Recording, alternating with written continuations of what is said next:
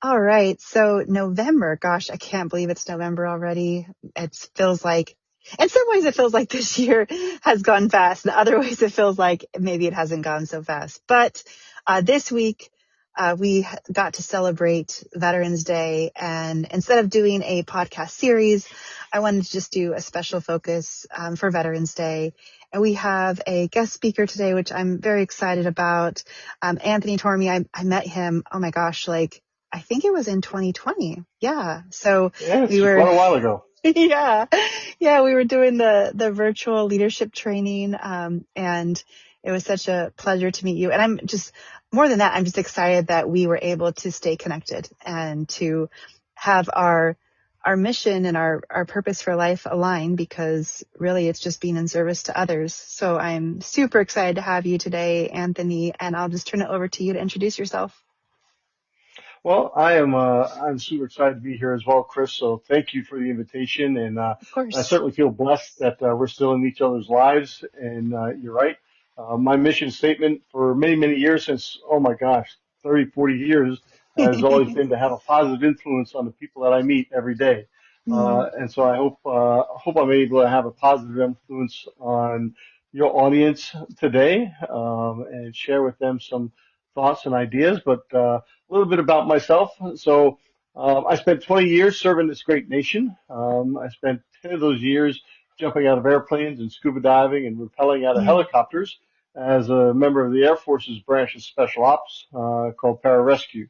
I did that for, like I say, about 10 years, and then went back to school, got my degree, and became a second lieutenant. And for those of you who were in the military, you understand what I say, that I went from being a staff sergeant to a second lieutenant and lost all the respect I ever had. um, no offense to my fellow officers, of course, but you know what it is to be a second lieutenant. But I started flying on board the AWACS airplane, and I did that for the remainder of my career. mm, But I did a lot of professional development for the military, not only for myself within the military, but for the military as well.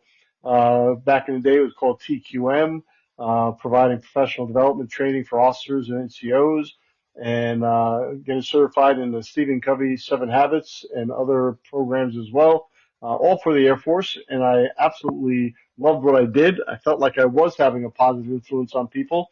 And so when I retired from the United States Air Force, I started a company called Leader Development Institute. And with a cadre of trainers, I always suggest that it's never a good idea to be the smartest person in the room. mm. And so I've got a lot of smart trainers. I got a lot of smart people that I brought on board, and I'm blessed to have them as well. And we've been going strong ever since. So Mm. we're here today, um, and I'm excited. That's so awesome. I feel like every time I hear your story, I learn something new about you. I don't think I realized that you went from enlisted to officer and went from jumping out of airplanes to flying. That is like, that is, Well, flying go ahead. in them, I was not a pilot. Flying in Okay, them, but okay. not a pilot. Okay, okay. That is so cool though, uh, like, cause you can relate to, when you were flying in them, you could relate to the enlisted sure. airmen, that are doing that. And Yep. that's so cool. Like that's super awesome. I love that. So Uh, today I asked Anthony, I was like, what word should we focus on for this special? And he sent me back a list of, I think 5 or 6. And one of them that stood out to me was resilience. And I think I've had a mixture of what feelings towards what that word actually means for me. But I was like, oh my gosh, yes, let's talk about that. And I can't wait to hear what our conversation looks like and how he describes resilience. And also, the title that we decided on was "No One Is Coming." And when Anthony sent that over to me as an idea, I immediately was like, I went back to this like thought of, oh, is that where resilience comes from? Are you resilient when no one is coming and you have to dig deep within yourself to pull out that strength that you need to get through whatever that moment is? So that's where my thought went. But Anthony, yep. I'm curious where your thoughts at with the word resilience. Well, you know, when I think of that word and when I came up with the title, no one's coming. And I give an entire presentation on that whole topic. And it's really built around not only my career in special ops, but some more specific stories that people can relate to or may be able to relate to, especially those who are my fellow veterans and are familiar with the history. As you look at people like Marcus Luttrell, Aaron First Class Pitzenbarger, and our Vietnam POWs, who all were in situations, and including myself at times, are in situations in which no one's coming. No Mm, one's coming to bail you out. No one's coming to hold your hand. No one's coming to guide you back to safety. And it's left up to us. It was left up to Marcus. It was left up to Aaron Pitzenbarger. It was left up to a gentleman by the name of Colonel Ed Hubbard, who spent 6.5 years in jail, um, because at some point in time, how do we work ourselves through that? How did Marcus work his way through Operation Red Wing, or the movie you've seen it as Lone Survivor, or mm, Ed Hubbard as a prisoner of war, and William Pitzenbarger saving the lives of 65 Army soldiers in Southeast Asia when a helicopter simply dropped them off. Now, if you remember anything about, or if you know anything about Vietnam and the history of rescue operations there, the PJ and the rescue helicopters, the Jolly Greens, would come to the aid of a pilot or an army platoon and lower into the jungle. There's no place to land. You don't land in the jungle. And so they would lower that PJ down through that foliage, those canopy of that jungle onto the ground with gunfire shooting all around them, mm. drop the PJ off, and then that helicopter just take off. Wow. And ideally come back. But it doesn't always happen. It didn't happen with William Pitzenbarger. And so they pleaded with him to get back on that airplane or get back on that helicopter. And Pitzenbarger recognized that he had more important things to do on the ground. And he waved the helicopter off, and it never came back. Marcus Luttrell, if you've seen the movie, you know exactly what happened there. Getting ambushed, making decisions in the moment as to what to do with the goat herders that discovered them, and then getting ambushed and being the only one left behind, and recognize at some point in time that nobody's coming to get him. And then finally, Ed Hubbard, the prisoner of war, getting shot down and realizing as he's being herded through villages and drugged through the mud and thrown into the Hanoi Hilton that no one was coming.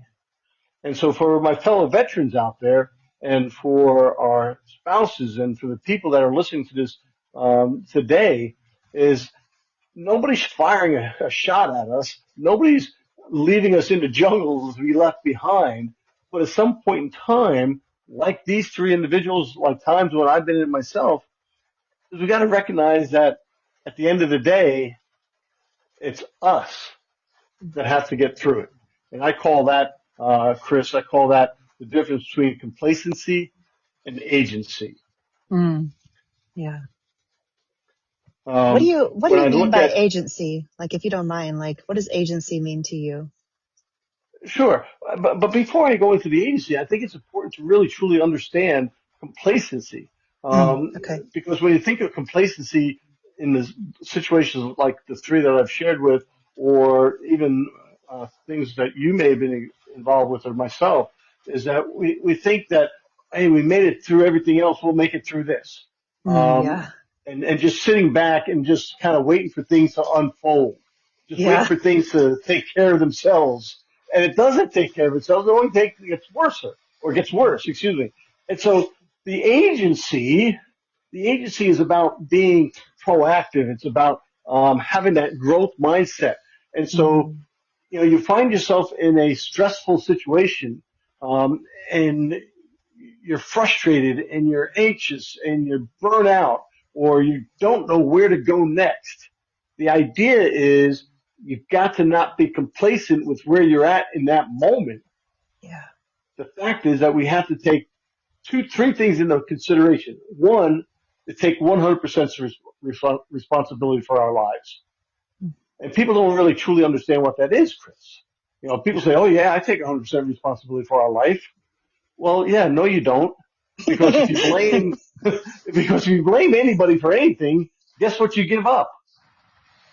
You give up responsibility. If you Yeah. complain about stuff, how many people complain about stuff? And when we complain, we give up responsibility. Yeah. And so we got to stop doing those two things, complaining and blaming, and start taking that 100% responsibility. And to do that, we have to face the situation with a growth mindset. Okay. What can I take away from this? How can I learn from this? How can I grow with this? How can I use whatever skills that I have to take me through this? And then the last piece is being proactive, and not reactive. Think about what they're doing. So that kind of explains, I hope that kind of explains for you, and your audience, the, what agency really is. I love the responsibility piece. And, I mean, as an NCO, I'm sure as an officer, as a parent, as a supervisor, leader, I think the responsibility piece, it starts with me. It starts with us. And I get reminded of that all the time from my children. Right? Yes. But do your children learn that? Exactly. Like, oh, you want us to be responsible of our actions? Are you responsible of your actions, Mom? I'm like, oh, thank you for that feedback. So, but it starts within ourselves. And I will tell you, I'm still learning that. We And all do. Listen, we right. all continue to grow, or I hope we all continue to look for those opportunities and to Yeah. grow. You're absolutely correct. You know, Yeah, um, absolutely. Yeah, that's so good. I love the growth mindset. When I hear growth mindset, I think of a word that's been resonating with me recently is evolving. And yeah, I have a dear friend who's actually, I was a nanny for a couple of the kiddos in the early years, and uh-huh. she's now working on her psychology degree to be a psychiatrist in the Army. And she offered me the word evolving, and how we as humans, even to the end, whenever that is, however long our life is meant to be, like, we are constantly evolving. We're constantly learning, and we're constantly taking in information to create new pathways and new ideas and new experiences. And so for me, when I hear the word growth mindset or the phrase growth mindset, I think of, like, how are we constantly evolving? And Hmm. most of all, going back to the word complacent, being open to that. Because I will speak from I for a minute, and I know that sometimes it is really freaking scary to change. And so it's like more Oh. comfortable for me to stay as I am. And I'm like, no, you guys go on ahead. I'll be over here. Like, so that growth mindset is like recognizing that, hey, it's okay to evolve. It doesn't matter how old we are, where we are at in our careers, our lives, and constantly looking for that next opportunity to elevate and to evolve as a human being. Absolutely. And there's a couple things that I talk about when we address change or stress, Mm. and what are the sources of Yeah. those stressors, Yeah. and what are the processes that we go through. And so, when we look at stress, um, stress is typically caused, or change particularly, but change is what causes the stress. And change is typically created from people, Mm. technology, and new information. And so today you were walking down the street in a rush, and I guess there's something that changed for you, and you got bombarded with some new information, and that caused a little bit of stress, didn't it? Absolutely. Yeah. Yeah, it was so Uh, funny. And I was like, literally, when I was texting you to ask for a little bit more time, I was like, how is this perfectly designed for me? How is this happening? And testing my resilience. right, right. And so when we're faced with those three things, either the change of people or as a source of people, technology, or new information, then in today's scenario, you are faced with, and we all are faced with choices. Okay, now what do I do? Okay, we have this accidental, what I call accidental stressor, okay, that is creating change in our lives. And so now I have to decide, what are my choices? From those choices, and no action is a choice, but all of them are choices. From those choices, we have to make a decision.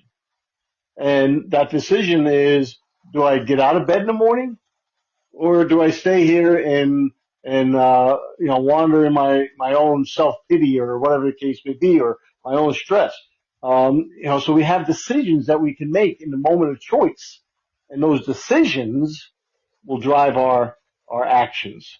Um, and so, those three things I think is important for us all to remember, that, when we leave the military, when we have a new assignment, God forbid we find ourselves with an injury.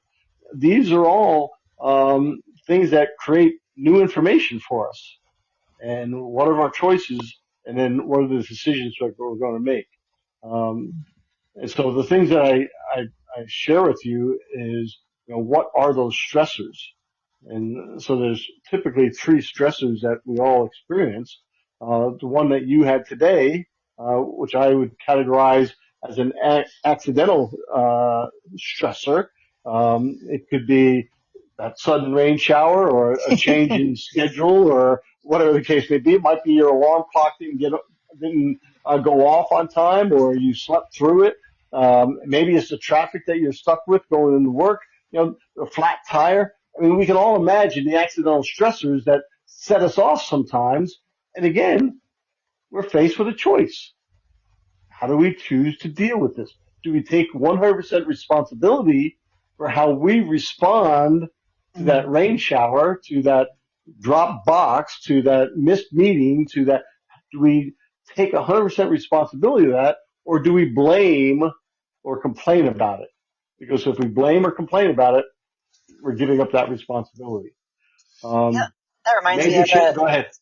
oh, that reminds me of I think it was working in the Department of Interior, and I worked in HR, and somebody had hung up a picture of, and then there was some verbiage under the picture, and the picture was one of the employees in line at Starbucks, and it was meant to be a joke. And then underneath it, it Right. said, "Sorry, boss, I'm running late. There's tons of traffic." And then down below that, it said, "In the Starbucks line." It's like, how do we look Right. for other things to blame for our own choices? I mean, we could have driven right past Starbucks and been like, well, the line's too long and I don't want to be late for work. Or we can say, Yep. well, I'm going to blame this on Starbucks, or I'm going to offer to buy my boss some coffee. Whatever it is, it's a choice. Mm-hmm. Yes. Yes. And it could be a good choice with good consequences, or a bad choice and bad consequences. Um, and then we're also faced with, I mean, I know you're a military spouse. You're been active duty. You've had significant career changes. I mean, what are the major changes that have caused? You've got children. All these things are major changes that are going on in our lives. When we think about our veterans who have Mm, uh, lost a limb in combat, that's a yeah. major life change. I Yeah. mean, or a spouse who lost a partner, Yeah. that's a major life change. Yeah. Just reassignments, retiring from the military. These are all major life changes. Um, and listen, I'm 65 years old, and I just went on Medicare, and I got to tell you, I mean, it's been a stressor for the last couple of weeks trying to get all that stuff straightened out. Yeah. Even with all the help that's out there. And then, I mean, I still am active with my company, with my work and things like that. But, how many of us are out there thinking, what's my purpose in life? What do I do when I get out of bed in the morning? I don't have that 20-year military career, or even that 4-year military career, Yeah. behind me anymore. Um, and, and how do I deal with that?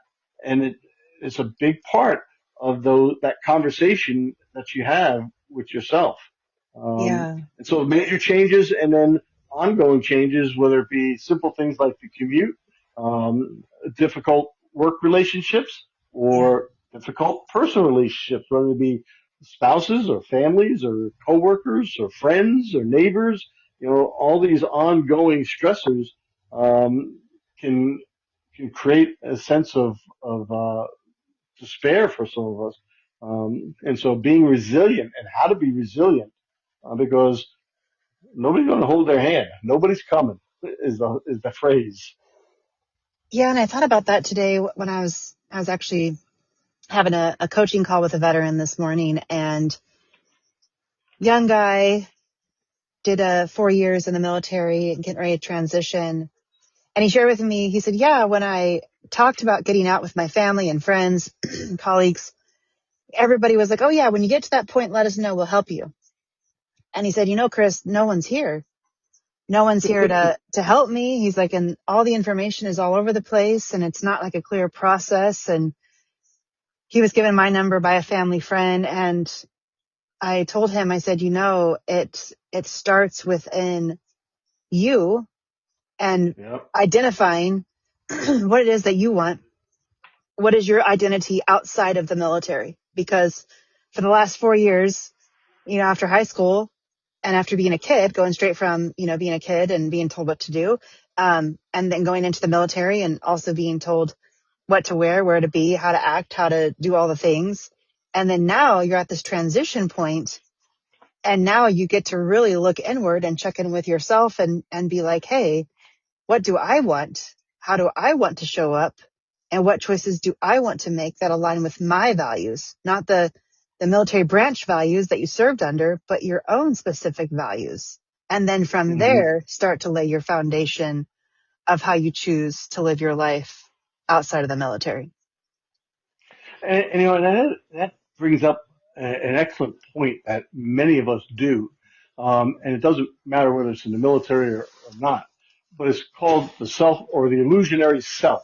I don't know if you've ever heard that or not, but it's this false sense of identity, um, and that we wrap our entire ego. And the ego is not a bad thing; it's just what it is. If you can understand what the ego is and why it exists, it is there to the defender of our identity. That's what it's there for. And so when we self-identify and hold on to that identity, if that identity is ever lost or taken away from us, then we start to have this sense of loss. And so people who identify as being that military, and that military is taken away from them either through um, you know retirement or moving on to a different career or an injury, and we've only identified with that false sense of identification, then we begin to struggle. Um, Yeah.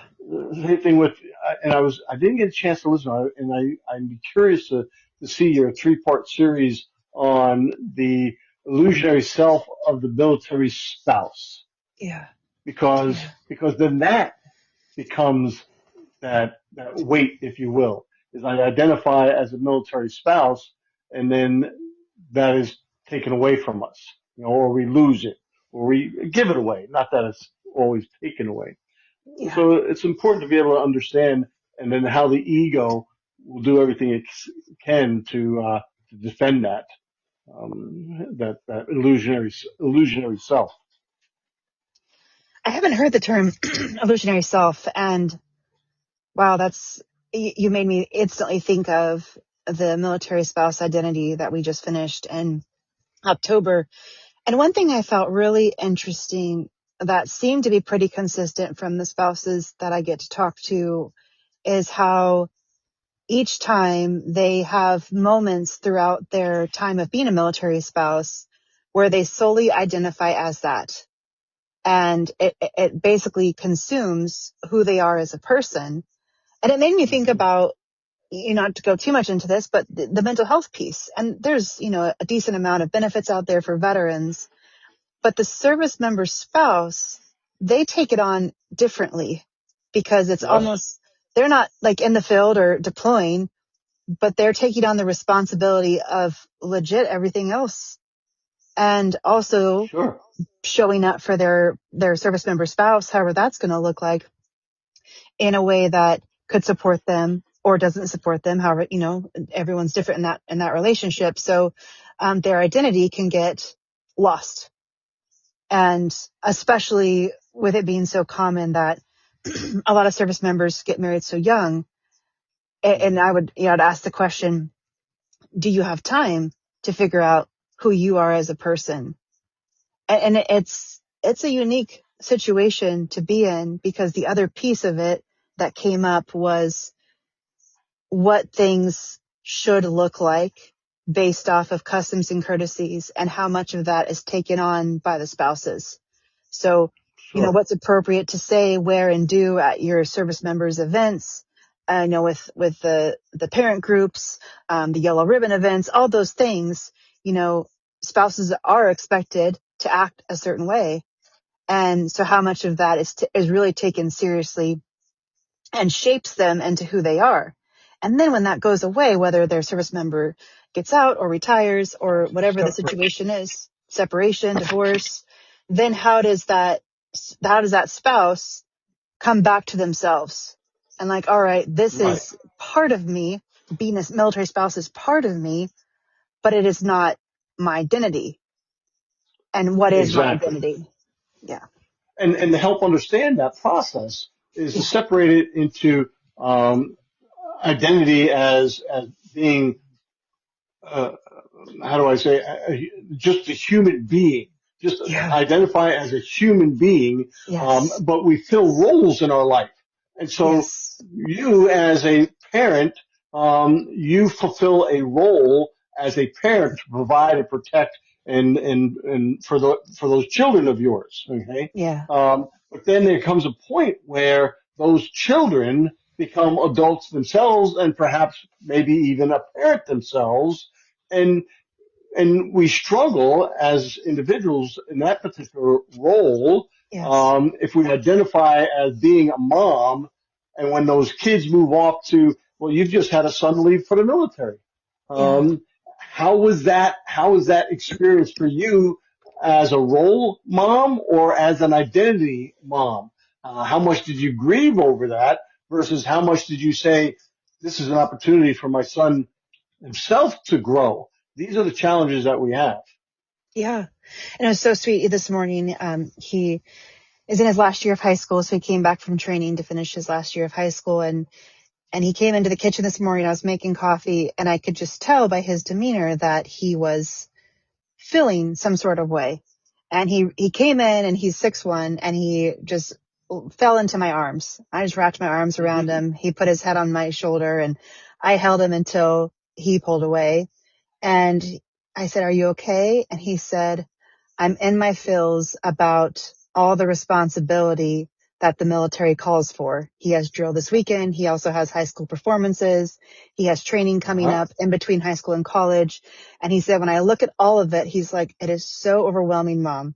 So I didn't say anything except for, "I know." And then he just laid Sure. there, and then I finished hugging him, and he went and he said, "Thank you. I needed that." And that right there Uh-huh. is the transition, because as a toddler mom, elementary school mom, even maybe a little bit of middle school, it's all about like, how can I fix it? Oh, Mom, I got bullied at school, or I got in trouble at school, or I'm failing this class, or whatever it is. Like, how can I fix it? Do we need a tutor? Do we need to have a conversation with the principal? Like, what does that look like? And then now the transition is, I'm here to hold your hand and sit with you while you let these emotions go through you, but I don't Right. necessarily have to fix it for you. And there's a little bit of Right. grieving. There's a little bit of grieving with Yes. that. Yes. Of course. But as long as we recognize, all of us recognize that when we're faced with these new challenges and these affronts on our self-imposed identities and are self-aware of that, then we can give that role a break or give that identity, and not lose ourselves in that identity. Yeah. Whether it be, if you identify as an NCO or if you identify as a commander, um, Yeah. if that's all you identify with, when you lose that, then you've lost your identity. And so, if you lose a role, you just move on to another role, but you don't ever lose your identity as being who you are. And these themselves help us to be resilient. Yeah. It's when we wrap our arms around this identity that it becomes difficult to be resilient. And Yeah. in order to process that, it's to recognize that the ego is there to defend that identity, Mm. and the ego lives in our unconsciousness. And so many of us live unconsciously. But I would promote that what we have to do, and this goes back to the 100% responsibility, is that we have to live more consciously and not unconsciously. In other words, be proactive instead of reactive. Yes. Anticipate versus, reacting to these situations. Yeah. And so living unconsciously or living consciously is to suppress that ego that it lives within your subconscious or your unconsciousness. I have a question for you. Yes. When do you think you, if you don't mind sharing, like started to understand that concept? Was it in the military? Was it out of the military? Like when did you like fully, embrace that 100% accountability, but then also your own identity? Or did you always have it because you're Anthony? No, absolutely not. I mean, I think I probably experienced it after leaving pararescue. Oh, mm, Was all encompassing, and yeah, it definitely defined who I am. yeah, And some people hold on to that, even still today, my peers, or Navy SEALs, or, mm, a Marine, or whoever. And I think yeah, when I left being a pararescueman, I recognized that I couldn't do the things that I did as a PJ because now I'm an officer. And the crap that I got away with in special ops and the things that I did in special ops, I no way was going to do that as an officer on board the AWACS airplane, okay, mm, or in a ground tax unit, and and and so I think that's where I recognize that I lived roles, but my identity wasn't wrapped around being a second lieutenant or being a PJ, or any of those things, and so I've always tried to be, and I think that's where I adopted that phrase also, that I'm not the smartest person in the room. Um, and so I hope like, I know like you and a lot of others, I like to try to learn from other people, a lot of books, a lot of reading, a lot of training that I go through. And yeah, so it's not like I'm some great philosopher, back in Socrates and those days. I'm not. I often ask my audiences, when I talk to them about this stuff, I says, how many of you think that what I'm going to talk to you about today is new? And nobody ever raises their hand, right? And I said, because the stuff that I talk about has been around since the Bible and Plato and Socrates and, all throughout history, that this stuff is out there. It's about being exposed to it yeah, and taking the time to have that growth mindset yeah, to learn from it, and to learn from others, and help in being resilient. As even at 65, I continue to face challenges in my life, but I tell myself, okay, I'm not the smartest person in the room. And for those who have a Christian belief, there's something else that also can be held on to help bring that humility into play, to where you recognize that my identity is not wrapped around being a professional speaker, being a PJ, being a retired veteran, or anything of that nature. yeah. It's so good. So one word I wanted to bring up because I saw it in the notes as we were going back and forth on this, and if we can use this as our closing remarks here, is the word courage. So I remember you shared the complacency piece and Hmm. how that plays into truly identifying who you are as a person and having that resilience in those challenging situations. And then how would you tie encourage to that? Well, I try to encourage to having agency, Mm, to be willingness to do all the things that I defined agency with for you early in the podcast is is because it's not easy to be proactive. It's yeah, not easy to recognize that you're alone and unafraid. Um, and you know we hear that phrase. It's a common phrase. You know, you're out there alone and unafraid. Well, that's what it takes to be resilient.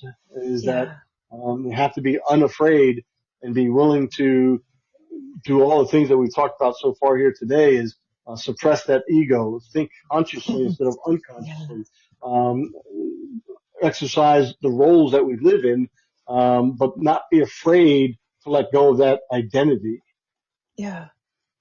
It makes me think of, I'm actually reading the book right now. Well, I'll correct myself. I'm listening to the book as I walk, but it's Uh, Braving the Wilderness by Brene Brown. And she talks about how being alone and having the courage to stay true to who we are with the decisions that I choose to make, that you choose to make, even if they're unpopular. And mm-hmm. it instantly, when I heard that portion of the book, it instantly made me think of the military because everything is dress, everything is the same. And there's a reason for it and Mm-hmm. there's a purpose for it. Sure, But then when we lay sure, that down and we decide to go our own way and act in our own way of being, how does that look like for us? And having that courage to be alone in something, even when it's unpopular. sure. 100%. 100%. It's a good thought to have. Thank you so much. I feel like I'm the audience and I just learn from you every time we talk. It can be actually I remember one time I was going to a work event and I think a truck had turned over on a bridge or something and you had Yep. reached out and we ended up talking for like 2 hours and I was like, well, that was the best time I was stuck in traffic ever. But no, seriously, Anthony, I appreciate you so much. And thank you for all that you do for not just the military community, but anyone who gets the pleasure of actually attending Sure. one of your trainings. It means a lot. And thank you for being here today. Appreciate you. Well, I appreciate the opportunity. I always look forward to any opportunities we can. So if there is another one, don't feel free to reach out, and Yes, I'll sir. certainly make myself available to you or anybody in your audience. And so, Yes, sir. can I give a plug real quick? Of course you can. So if anybody is listening and finds this of value or of interest, please check us out either on LinkedIn under Anthony Tormey and or look up our newsletters, Values-Based Leadership. It really does help to understand how to be that extraordinary leader, and Mm, certainly on our website as well at www.ldiworld. That stands for Leader Development Institute ldiworld.com. mm. And Chris, God bless, Godspeed,